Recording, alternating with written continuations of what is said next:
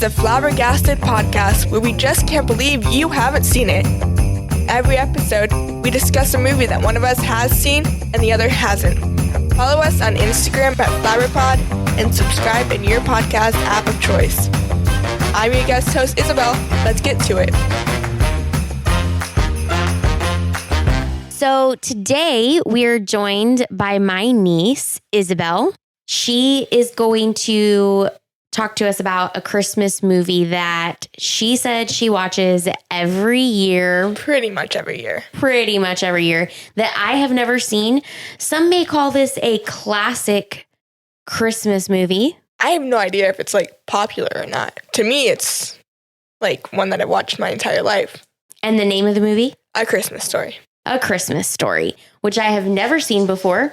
Peace, harmony, comfort, and joy. Maybe next year. The comic mishaps and adventures of a young boy named Ralph trying to convince his parents, teachers, and Santa that a Red Ryder BB gun really is the perfect Christmas gift for the 1940s. This was a 1983 film directed by Rob Clark. It's 93 minutes long and it stars Peter Billingsley, Melinda Dillon, and Darren McGavin. And what I was looking for is what it's rated, which I don't actually see. It's rated PG, I'm pretty sure. PG. Okay. I actually didn't know that this was based on 1940s until today. Okay, good to know. I always thought it was just an 80s movie based in the 80s. So tell me your exposure to this movie.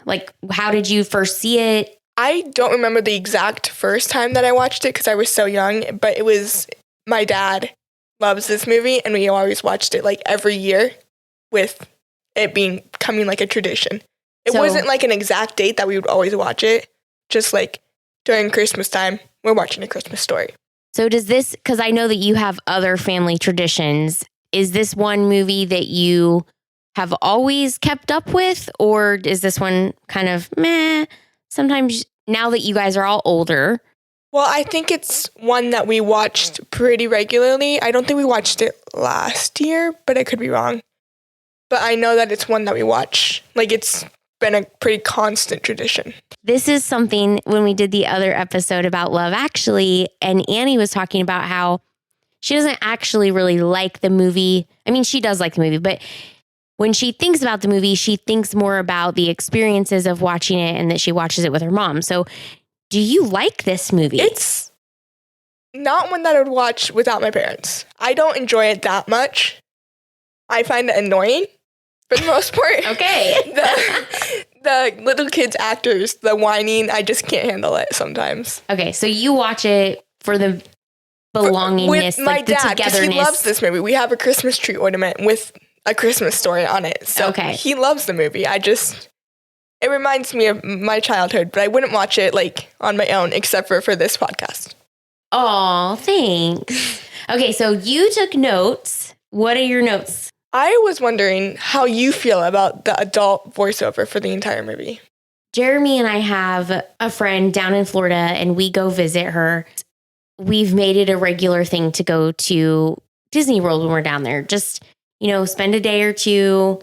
We go to Magic Kingdom. And there's this ride called the Carousel of Progress. And if you've ever ridden on this ride, you can look it up on YouTube, but it's just this super chill theater. You go in and you sit down, and then there's these animatronics on the stage, and they talk about a family that goes through the centuries, the decades. I'm not really sure the exact year. I think it is decades, and it starts with, no electricity, and then it starts with electricity, and then they have, you just see them and how the family progresses through time. And I always loved the dad's voice. It's just so fun. And I always love the song. It goes, "There's a great, big, beautiful tomorrow." And it's just so freaking catchy. I was watching this movie without Jeremy and I texted him and I'm like, "Hey, who's the dad in the Carousel of Progress?" Just thinking that the guy that does the voiceover for this movie, A Christmas Story, sounds so familiar, but I couldn't quite place him. And out of nowhere, the Carousel of Progress props into my head. And Jeremy's like, "It's the guy that's the adult Ralphie in A Christmas Story." And I was just like, chalk one up for me, being awesome with the voices. I do love that. As far as I'm concerned, that's the most redeeming quality about this movie. I did not love the movie as a whole. There are a couple things that I felt like it did pretty well, but mostly I did not love it. So that was the one thing that like made it better in a way. It was. And I think it helped sustain me because honestly, you guys, it took me like 3 days to watch the movie. Like I did not watch it all in one sitting, which is, I do that a lot. Never for this podcast have I piecemealed the movie as much as I did with this movie. Yeah, I didn't know that Red was the same person. I don't even know that Red existed. Yeah, it's like a very weird one-off. And I honestly thought that the mom and the dad looked really familiar too. But when I looked them up, I didn't see anything that I don't think I recognized like any of the actors in the movie as like older now that it's like older movie. Yeah. I don't think I recognize any of the. I feel like the dad had sort of Bryan Cranston, the guy from Malcolm in the Middle and Breaking Bad. He just kind of had that kind of a vibe to him. Not like exactly like him, but just was throwing off some of those vibes. This movie really made me think about like being a kid though, and how kids are so in their own little worlds, and having babysat numerous kids. And I did a little stint as a substitute teacher. I did coaching for younger kids. The whole idea that they have this own little world and they're only thinking about the things that are important to them, which is fine. They're kids. That's okay. But it's just so obvious. Like with the... Like they portray it so well. Like when he stares off into space and there's like robbers outside and he's shooting him with the BB gun. Or like the teacher grading. Yes. And he just stares at the teacher. And the teacher's like, okay. Go back to your seat. Okay. Like you can go back to your seat. And that's... I relate to that so much because I'm like, okay, go back to your seat. Go back to your seat. Please leave now. Like I'm not the most patient person ever, but I can totally relate to her being like, we're done here. Move on, little kid. Yeah, that happened twice. He stared at her like weirdly and daydreamed about it twice. Yeah. Which was a little strange. A little kid staring at you just after they turned something in. Yes. Yeah, weird. But I did like the little pieces where it like showed that it was like a kid's perspective, where it was like showing what he was thinking about the dad. Like you got sucked into the daydream. Yeah. And where it kind of showed that it was like through a kid's eyes. Yeah. Rather than just like, oh, this is what the kid was thinking. It was you didn't have to use your own imagination to understand what his daydream was about. Yeah. They showed it to you. Mm-hmm. Yeah, that was a part that like, I think I liked it more as a kid when I was younger. Seeing all those. Yeah. Rather than now. Can we talk about Randy? Sure. I cannot handle him. Why is he playing with his food so much? Well, the mom encouraged it. And I was like, because she was like, what do the piggies do? And then he shoves his face in the food and starts making pig noises. I don't know. I don't relate to that at all. It drives me nuts. The amount of whining he did drove me crazy. Like, I can't put my arms down. And he was like whining. Like, not just the fact that he couldn't put his arms down. I would not be okay with not being able to put my arms down. I couldn't either. hear his voice. But yes, he was whiny. Like the entire movie. I did not understand the dynamic of the kids and how they were not very, like, together. Like, how they always threw each other under the bus? Yes. Like, when he licked the pole, they just left him? Yeah. Like, not even telling the teacher, hey, he licked the pole, he's stuck out there. Yeah. Just leave him alone. And when they say, oh, who told you that cuss word? My friend. Oh, I know. He should have said the bully kid. I don't know why he didn't say that. I didn't even think about that. I was always just like... And that irritated me. Hello, the entire movie, we're hearing his dad yell at the stupid furnace or whatever's in the basement. How are you even not thinking that's where he picked it up? Honestly, I don't even understand. That would have been a good, like, just tell the truth in that situation rather than throw your friend under the bus. Like, obviously, you know your dad is, like, saying stuff like that all the time. And your mom knows. Yeah. Your dad knows you said it, obviously, so. But that was crazy. And when they would always leave each other for the bully, just, like, running away, like, they threw each other under the bus a lot, that movie. Yeah. But they were still such close friends the next day, like, nothing happened. I get them being close friends. You argue with your friends, you do stupid things, and you still love each other. But they could have been a little more loyal to each other. Yeah, that was one part that I did not get. Because I mean, I wouldn't be stupid enough to lick a pole, but if I did that when my friends leave me, I feel like even in like 10 years old, I wouldn't think about leaving my friend out there and not telling the teacher. Yeah. I did not understand, and I've actually seen these in real life, and obviously this movie is supposed to be like based in the 40s, so they totally are real, but these hats that are like 3 feet long. What are we doing? Is it supposed to be a hat and a scarf in one? Like, I don't understand what that is. And it was the one friend that always had that on. I think his brother had it on at one point too. His brother, like, that was the ginormous coat and the scarf covering his face. I don't think he had a big giant hat on, but I could be wrong because I don't really fully remember what all he was wearing, because he was wearing a lot. And his mom was very much just... Yeah, packing it on him. I did not understand the lamp. I don't know how he won it. I don't remember how he won it. The word puzzle. He was talking about how the crossword puzzle, you can win $500,000 or something up to that. And he ended up winning a leg lamp. Oh, yeah. Okay. So he won it. The leg lamp really gets delivered. Loved it, which was weird. It was just such a weird thing. I think it is very intriguing. It's hard not to look at it. Yeah. I mean, he wanted it so much because he won it, obviously, but yes. And then this is such a I don't even have the right word to explain it, but he's standing out there and he's like, I won it. It's an award. And everybody's like, oh, he won it. It's an award. Ooh.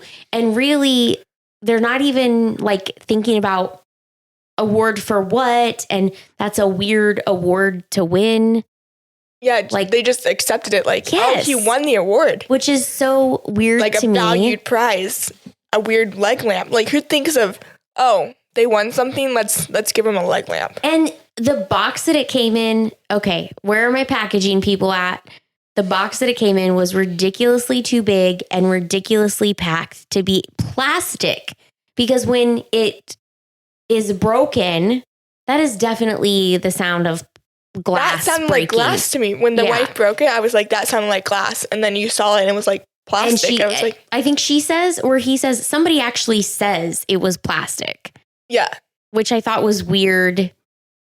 I mean, quite frankly, honestly, a glass leg shaped lamp to me would be more impressive because somebody would have had to have blown that glass into that shape. And that is a whole artwork on its own. But plastic.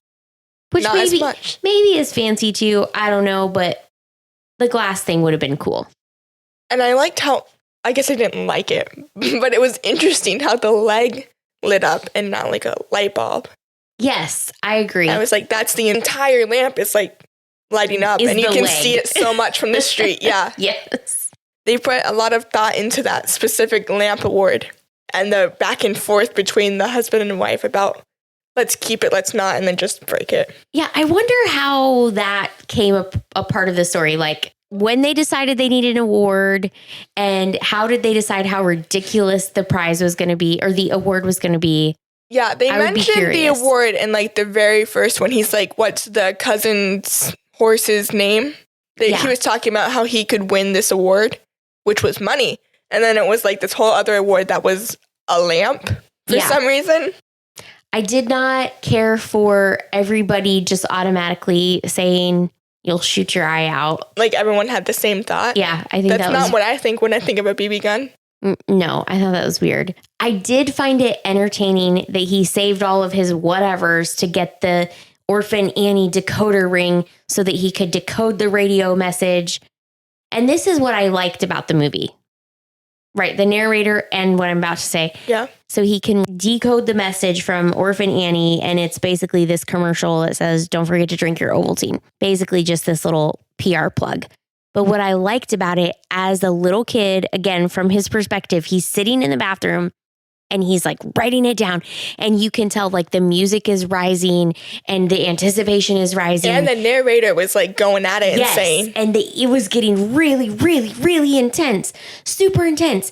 And logically, nobody cares if he takes an extra 5 minutes to write this, to do this decoder thing. Probably could have done it in his room and it would have been no big deal. But all this anticipation, because for this little kid, that is the most important thing in the entire world that is happening right then. And it has to be done correctly. I loved that because that is realistic to a little kid. I mean, I'm sure I was like this, and I've definitely witnessed the children in my life have this. Whatever they are doing at that moment is the most important thing, and nothing else matters at all. Yeah. So I think they did a really great job of conveying it. We definitely watched, I'm going to say it wrong, My Neighbor Totoro. We watched My Neighbor Totoro, and that had Rogie and I talked about how that had a really good depiction of children of the ages that those kids were. And this movie, I would say, is like top marks for depiction of what real kids, because it was like focused on that and not like the adult aspect. Because even when it was showed like how they viewed what the parents were doing, like even if it was like exaggerated, it was definitely through how the kids saw the parents and like what they were doing. Yes. And everything like that. I would say I liked how they pumped up like that he's a member of Orphan Annie thing, and then it was just a commercial. Yeah, like it was so special that he was finally a member. And he even leaves the decoder ring in there. And he was like, "You can have the bathroom now." Yeah. The disappointment just left everything there because it was just an ad.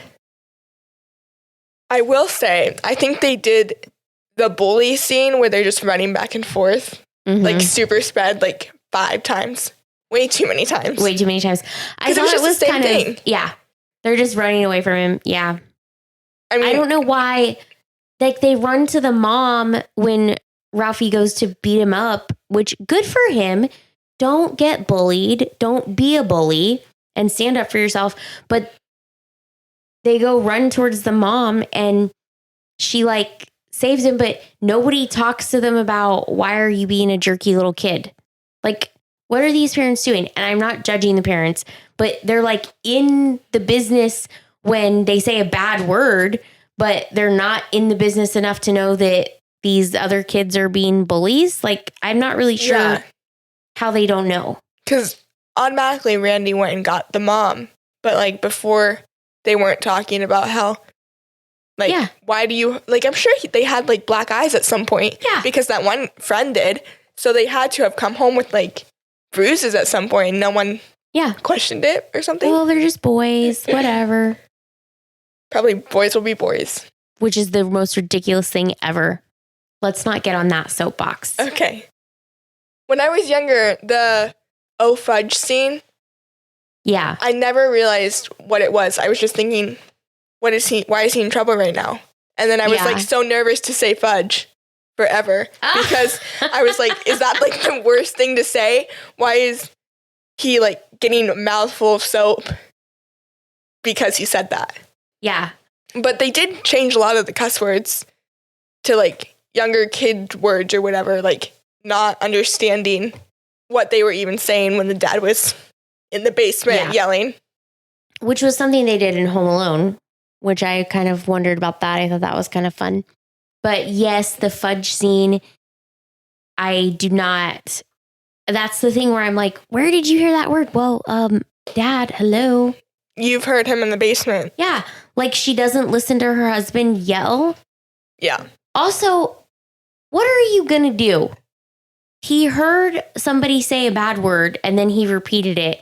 And you're going to call the mom of the kid, I'm doing air quotes because, you know, it wasn't actually that kid, but you're going to call the mom and get that kid in trouble too. And I'm like, that just doesn't make sense to me. You wouldn't call the mom? I mean, she called the mom like, do you know what my son just said? And he heard it from your son. I know that I've been around situations where parents have done that, but I just don't think anything good ever comes from it.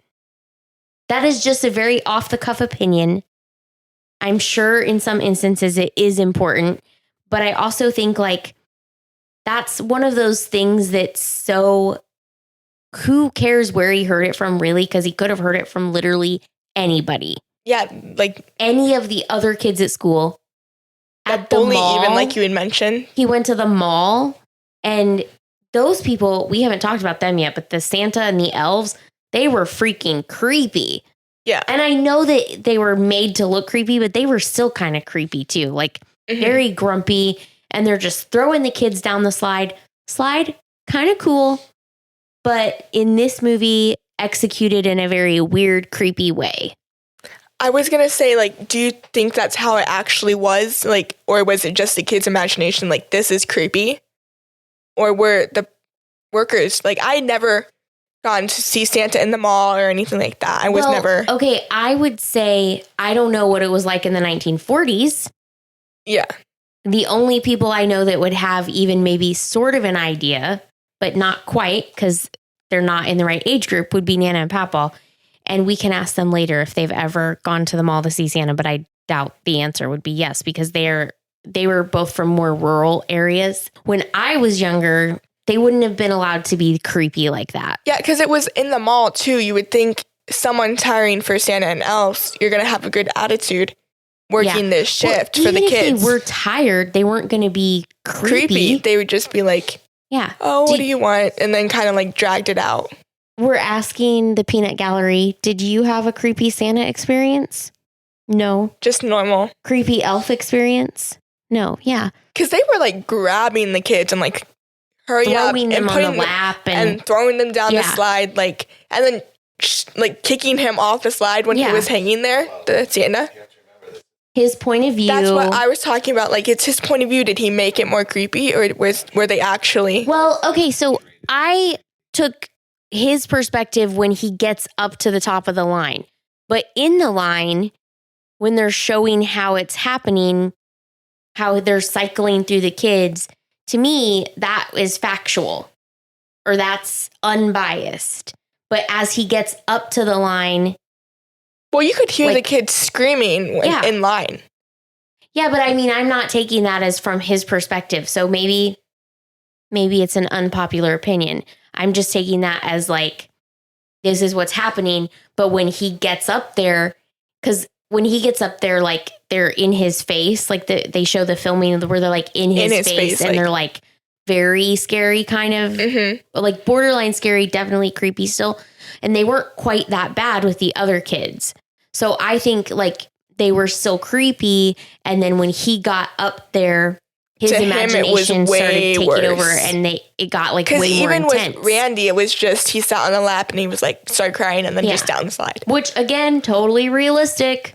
Yeah, like they showed different. Like when Ralphie was sitting on the lap, just silent, football, nodded. Yeah. Have you ever been starstruck? I would sort of call that experience Ralphie had with Santa as being starstruck. I have. Remember Merida from? Oh yeah, Disney World. When we went to Disney. I loved Merida from Brave. She was my favorite princess, and I got up there, and it was amazing to see her starstruck. Yeah, because I had never thought I would meet my favorite princess, who was so cool, fighting bears. Did you get to shoot the arrow? I think so. It was a while ago, but I'm pretty sure there's a picture of me holding the bow and arrow. I think I was at the back of I was watching outside of the line. I don't think I went through that line with you, but did you get to talk? Like, did you talk to her? Uh-huh. I remember one specific thing I said to her was, don't tell Ariel, you're my favorite princess because of your red hair. Because Ariel has red hair too. Ariel has red hair too. And I was like, but Merida's my favorite. Because she was obviously. The wisps and stuff. It was just such a cool movie. I was scared of it though because of the bears. I just know that I watched it so many times, and when I met Merida, I was starstruck. It was very good. It's a very good movie. I would still watch it now, but not as often as I did. I agree. So that was your starstruck. I'm trying to think. I don't remember feeling starstruck. I cried when I saw Hugh Jackman. That's exactly what I was thinking of. I was trying to Hugh Jackman. I wasn't close enough to him to talk to him. Right. But we did go see his one-man show in Chicago when it was in Chicago. This has been a couple years ago, and we got really good seats. So we were close to kind of actually see him and not have to look at the screen to see him. I did have tears welling. I was just so excited. And it was just very cool. I can't think of any other times. Yeah, I haven't seen any of my favorite celebrities or anything like that So Merida would be my favorite. Merida's your favorite celebrity. Like my favorite celebrity right now. I do remember feeling really excited about certain times when we've gone to Disney and I don't know if it's that we've seen certain characters or that we've just been there, but I think Disney does it really well. They have this way of just, I know that it's super cliche, but just sort of bringing out this like magical event for you. I guess most like that makes sense to me. You forget it's not real, or you just get so caught up in it, like you want to believe it. So yeah, I think that's fun. So Hugh Jackman and Merida. Yeah. Quite the pair. Duo. Yeah. I was curious on why the Wizard of Oz cast was at the mall at the time. Was that like, did the Wizard of Oz come out during Christmas time? Okay, so Peanut Gallery said Wizard of Oz came out in 1939. The Wizard of Oz, because I saw the witch talking to him online. I'm like, why is there a witch? It had to have during been Santa. A very popular movie during that time because it came out in August. So that would track. Like it was still probably popular by December. And it had to be very popular at the time we were setting the film in because he references the Wicked Witch a couple of times. Yeah, because his mom, or it was a teacher or something. When they were saying, you'll shoot your eye out, like together, one of them was a witch, and it was like before or after he had seen the witch. So it was like throughout some of the movie, they were talking about and I would the say, specific witch in the... Yeah, I would say as a kid, too, if you saw that movie, it was definitely something that was going to stay with you for a little bit. Yeah, because it's like an adventure, and you see all these interesting characters, and like... It's very visually... Well, especially for the time, but very visually like captivating. Yeah, I would say. I just had no idea like why. When I first watched it, I just saw a witch and I was like, why on earth is there a witch in the line to meet Santa? The movie probably was really in his head too, because you didn't have like VHS hadn't come out yet. So if like you went to the movie to watch it, you were still thinking about it, and like it was still very. Did they have like the TVs where like you had channels and that's it? Like you didn't have like anything to play it back? Because I know we talked about this before, but they aren't super accurate with their timeline. So like there's several things in the movie. When you say super accurate is, there are several things in the movie that wouldn't be like there. Had already been made. Like we saw Watch for... The Dukes of Hazzard. That wasn't digital watch. That hadn't even been made in the 39 or 40s. Oh. And some of the houses apparently had satellites or something on their houses before that was made. So it wasn't like super consistent. So I wonder if that's like TV antennas. TV antennas. Okay. Not satellites, but yes. Yeah, so they have people nowadays actually try to like make sure that stuff doesn't happen. I think it's gotten a lot better, but this was also the early 80s. So they didn't really probably care that much. Just like specifically for this movie, they're probably like, this is a fun little kids movie. Yeah, I don't know if they cared a lot. There was a 1980s math book sitting on Miss Shields' desk. Yeah. There were some weird things. One of the toys in the drawer that she had, one of the toys had not even come out yet in the 40s. It was like a 70s toy. That scene was really, I did not love it. Like I would have been like teeth in the trash, but she held her hand out. Like for all of them. Yeah, the for all saliva on her hand. Kids' mouths. Ew. Like it had to have been a consistent thing also because she had so many toys in there that would have probably gone in their mouth and she just held it there. Like I've seen scenes in movies where it's like, spit your gum in here. And I'm like, why it's been in their mouth and you're just holding your hand out like that. And she doesn't even wash her hand. I mean, it's gross now. It was gross when I was a kid. It's gross when I watched Buddy the Elf pull gum off the subway and then eat it. Yeah. Not my thing. Did you have like a teacher that had like a toy drawer of like collected things taken from you? You know, I don't think so. I can't remember that. I had some really good teachers. I had a couple teachers I did not like, but I don't ever remember a teacher like taking away our stuff and never giving it back to us. I'll say that. And then like on the off chance, there'll be one person that I went to school with, you know, in like the third grade or something. And they'll be like, Do you remember this kid? Stole my whatever, and it was the most cool thing, and she never gave it back to me. And yeah, because as a kid, that kind of thing will stay with you because it was your favorite toy, and she took it away or something. I don't remember any of those very vivid, damaging experiences with toys in the classroom.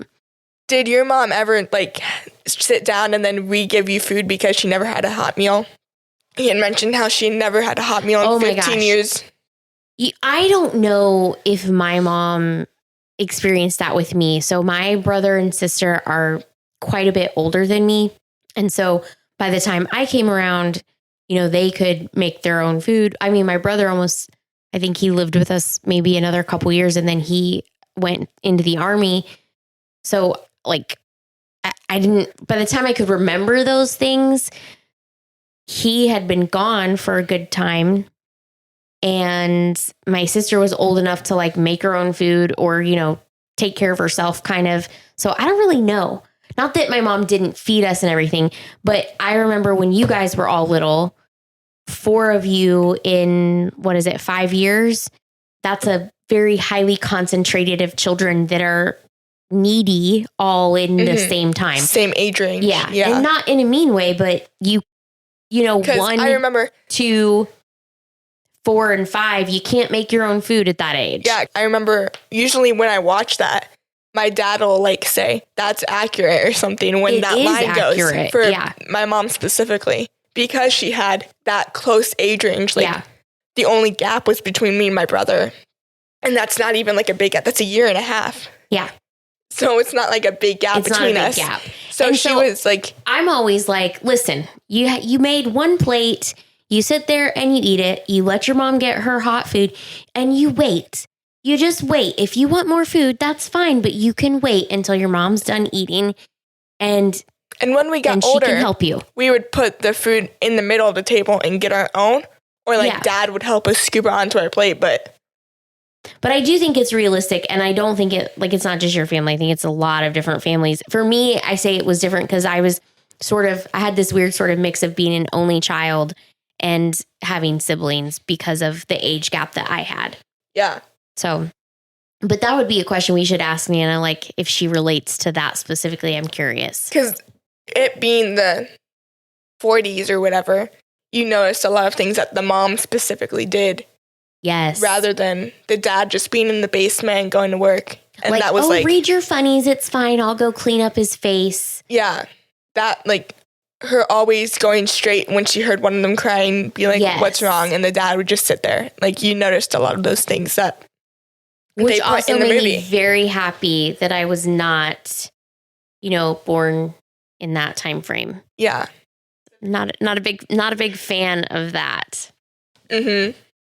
I didn't realize the big bullying. He was probably a 5th grader or something bullying younger kids. Oh, you didn't realize how much the age gap was between the bully and the kids? Until you noticed that probably the cousin or whatever that was the shorty with him, the other bully that was way shorter and younger was probably similar to their age, and you could see the different age gaps, which made me happy when Ralphie did finally snap and pummel him back. He seemed like he was having a bad day though, and he was just this is my last straw.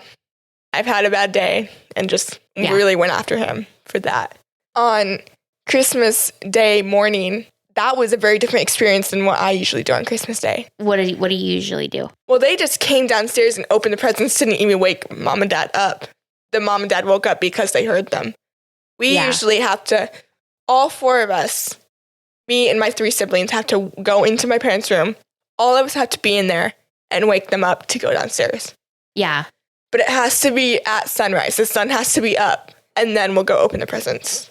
The playing Santa part, that's always my dad's. He'll always pass out the presents, and there's not usually names on them.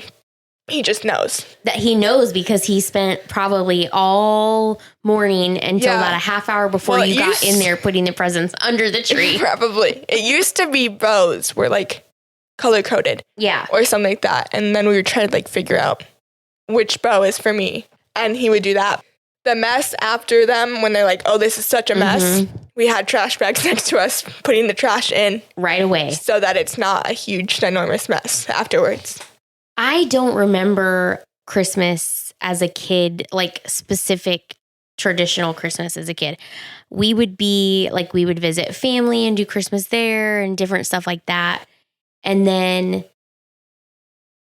there's a period of my life that I've probably sort of blocked out like what Christmas was like. And then now for probably the past 13 years or so, you know, I get up on Christmas morning, I sleep in, and we get together with Nana and Papa and open gifts if we've got like just a few gifts for them. And we leave all of your family's gifts under the tree. And then you guys come out like around 1 or 2, maybe, whatever, sometime in the afternoon. And we open gifts with you guys one at a time because we like to see everybody's faces. Yeah. Because usually I've really tried to be good at giving gifts because nobody needs crap that they don't need. Nobody really needs stuff that isn't meaningful to them either. So I've always tried to give a gift that somebody would really want or they would really need or something that would actually mean something to them. Right. Especially with the kids, because you can go crazy with kids and just get a bunch of anything. But to get them something that was very particular has always been something that we tried. So we always wanted to see the faces. And then we would just play games and hang out. Yeah. We never, I don't remember when we stopped doing a food thing. Because now it's just like a grabbing, snacky foods, which now I enjoy. We do the charcuterie board, hors d'oeuvres, and, the shrimp cocktail. So we do all that, and then we just eat the finger foods basically and play games. Yeah. So there's not a ton of mess outside of which is nice, because then you don't have to clean up. And I feel like that's really helpful because I don't want to go to a restaurant and I don't want to be, cleaning up a bunch of food. I really just want to spend time with the family. And so I think that makes it worth it. Yeah, I think on Christmas for us, she was making that turkey for a while. Yeah. We never, it looked completely cooked when she was like, it still has another hour in the oven. Is it just cooking by sitting there? I mean, I think you do let a turkey rest, but... But that, the outside of it looked like gold, it looked like a good golden crisp, turkey. And she was like, it needs another hour. We've never, cooked, for all day, this turkey needs, so long to cook. I mean, we used to do that for Thanksgiving, but we just don't anymore. Yeah. I mean, my family specifically, when we're at home, we, if we eat before we come over to your house, it's not going to be, it's not a turkey. A Christmas breakfast or lunch. The only Christmas dinner that we usually have is Christmas Eve because we go to my other grandparents' house. Seemed like a big deal in the movie The Christmas Turkey specifically. Yeah, and for 4 people. For 4 people too. And that turkey looked kind of big. I don't know. Maybe it's not big, but still. The dogs devoured it. That's a lot of... Oh, yeah, that's a good point. All the leftovers that you can make with turkey. I will say that's the best thing about a big meal. Okay, maybe not the best thing.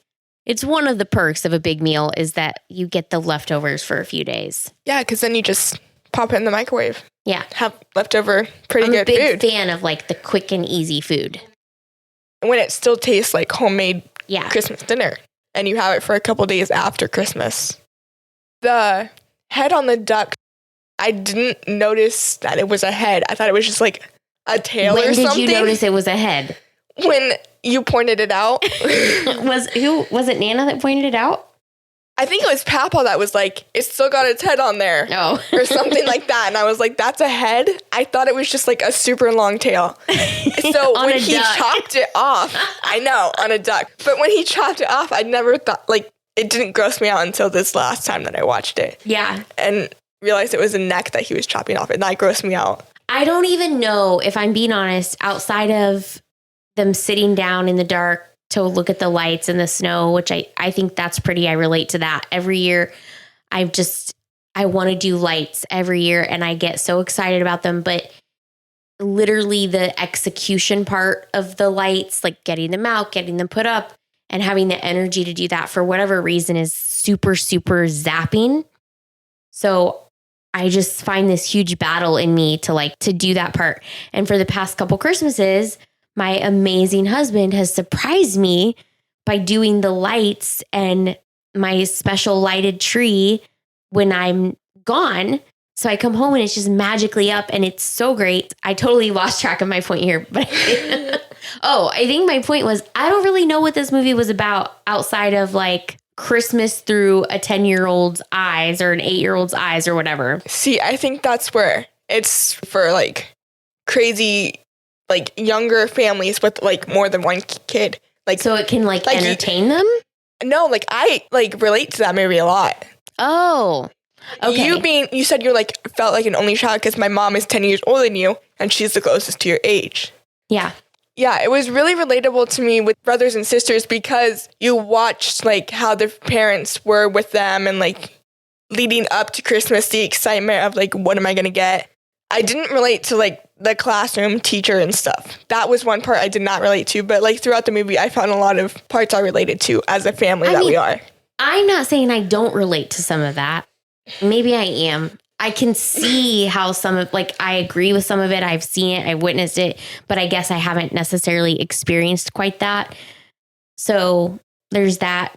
Because, well, I guess you really have to, like, the main point of it was he really wanted the BB gun. And so that was, like, you throughout ever the whole had movie. A gift that you, like, really, really, really, really, really wanted? I really wanted guinea pigs this last 2 years or whatever, 2 years ago when I got them. Yeah. And I cried when I got them, but yeah. So you, like, did your parents know that you really wanted them? It was, I feel like I might have been just like with the BB gun, hinting at it so much. The first time I knew I wanted them, it was in my science book. There was a picture of like a gerbil it was or something like that.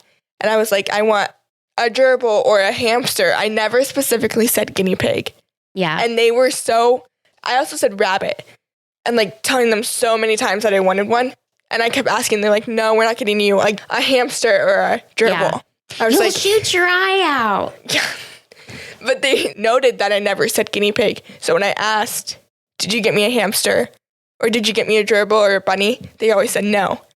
So when I got it on Christmas, they technically never lied to me. Because but as a younger kid, I have no idea. I don't either. I'll be honest, I don't really remember much before 12 years old. Yeah. And I'm trying to think back. Peanut Gallery, do you remember any of the gifts that we've gotten for the kids that they've been like crazy about? The American Girl dolls was a big deal. Yeah. Because I remember you specifically asked, would you rather it look like you or have the same name? And then we got matching outfits for the Isabelle doll.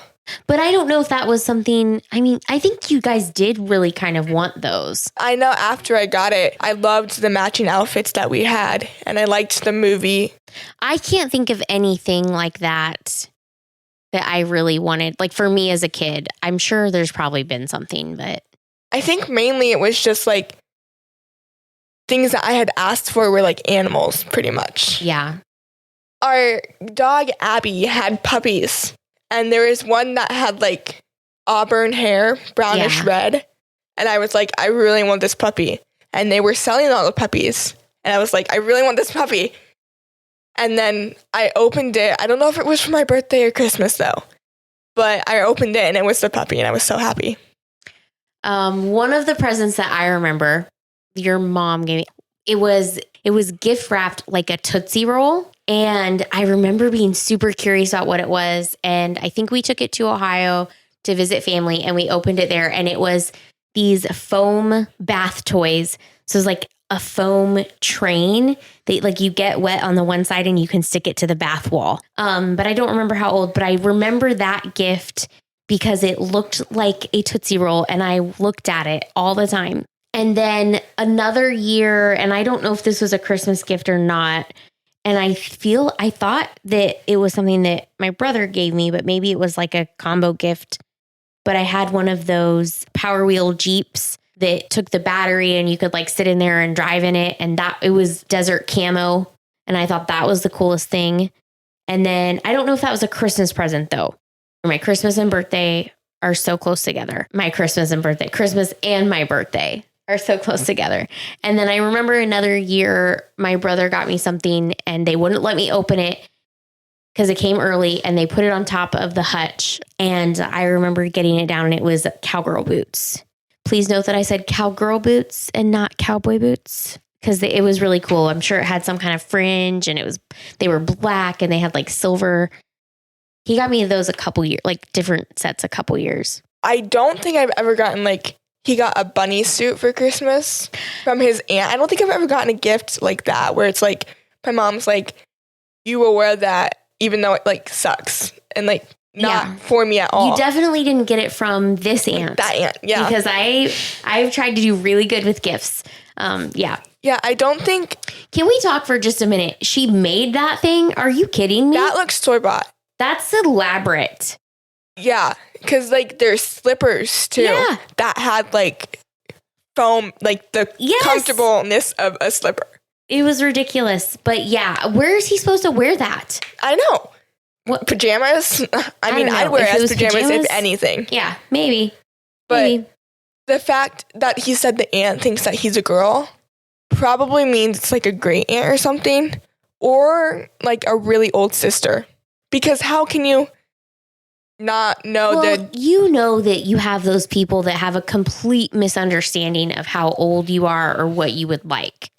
And I'll say kids go through phases of where they really like something and like 6 months later, they don't like it anymore. Like dolphins. Like I was specifically thinking of like, what is the Octonauts? Paw Patrol?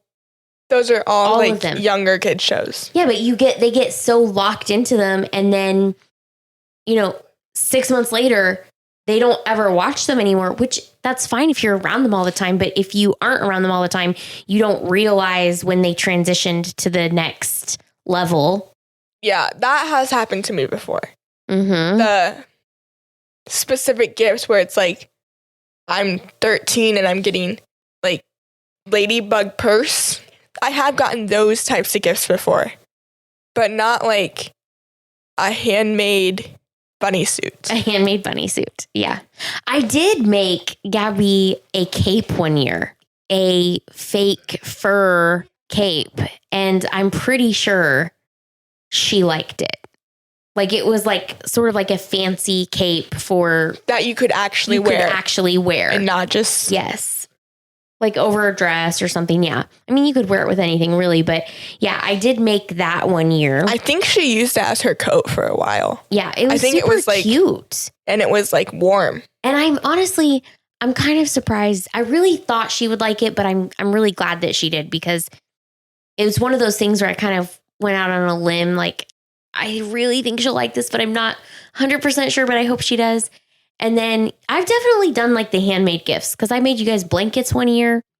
Everyone a weighted blanket. And then one of my favorite things that I made, we've so digressed off a Christmas story, but this is still fun. My nephew was super into wrestling at one point, and little boys have tons of energy. And so Jeremy and I found some like little 2T sweatpants and like a 2T sweatshirt. And we took those and we sewed them together like to each other. So it was like a one piece, and we sewed the leg holes shut, and we sewed the armholes shut, and we stuffed the whole thing with like different batting and filling. Then we sewed the neck shut. And so it was like literally this sort of toddler sized body. It was taller than him for when he first got it. It was like barely taller than him. Yeah. So it was like boy-sized dummy essentially. And he could throw it around and jump on it and kick it. And that was a big hit. I know specifically he was watching like WWE. He would like make noises while fighting this big dummy while watching the match, and like punch it and like throw it around. I wonder if he remembers that toy. I mean, I'm younger than him, and he had the gifts. So if I remember him, I think he'll probably remember that. And you know what? That wasn't even my idea. It was sort of a collaboration, but it was your mom who was like, he really just needs something that he can wrestle with, because he's like punching pillows all the time. And so she kind of planted that seed. And then I kind of started thinking like, how do we make this happen? Right. And then I've got my guy over here that's always supporting my crazy projects, helping me execute this dummy, which was very clever and cool. Crazy. So I totally get the what is it? Admiration, the excitement about the BB gun. Not because it's a BB gun, but because it's a gift that he wanted. But you could see on the dad's face that he was happy when I was really happy because the mom didn't seem to know that the dad got it. And I was really happy that the dad got it for him. Yeah, because the whole movie, the mom was like, I don't want you to have a gun. So he was like, well, maybe Santa got it for him. And then got the gun for him. And he was like, you know, acknowledging that his little boy is growing up a little bit. Maybe he's ready for this. Yeah. Like when he had the bunny suit on, he was like, do you want to go take it off? Go take it off. And then he got him the gun. Yeah. And then he was like, go play with it. Go shoot it outside. How many times has your dad done that whole like, all the gifts are done? And then he's like, oh wait, there's one more. Yeah, so many times. Like when I was talking about the guinea pigs. Yeah. He did that. They were in his office and he was like, maybe what's in here? Or we always have like one big gift and he'll hide it. Do you think he got that from A Christmas Story? You know what? It probably could have been from that. I don't know when since it's one of his big Christmas movies that he loves. Yeah, I don't know when exactly he started watching that movie, but it probably could have started from that. I'll probably ask him that now. So you have already stated that you will only continue to watch this with your family. Yes. And I'm saying I don't know that I get what all the hype's about, but I can appreciate it. Probably a one and done. Yeah, I'm not going to watch it again. It was a bear to get through. I don't think it aged super well. The target audience was definitely for younger kids. I mean, was it? Could you think of younger kids that are going to sit down and watch that movie now? I did. Thank you for watching this movie, making the sacrifice. Yeah. It's appreciated. If you have thoughts on A Christmas Story or any of the podcasts that we've done recently, you can call or text us at 240-MOVIE76, or you can follow us on Instagram. Actually, and you can follow us on Instagram at FlabberPod. And you can definitely take part of our Would You Watch This polls that we've been doing on Spotify. You can also message us on Instagram as we are starting to post the future episodes. If you have questions or comments that you want to chime in about the movie before we watch it, you can do that. All right. Thanks, everybody. Bye.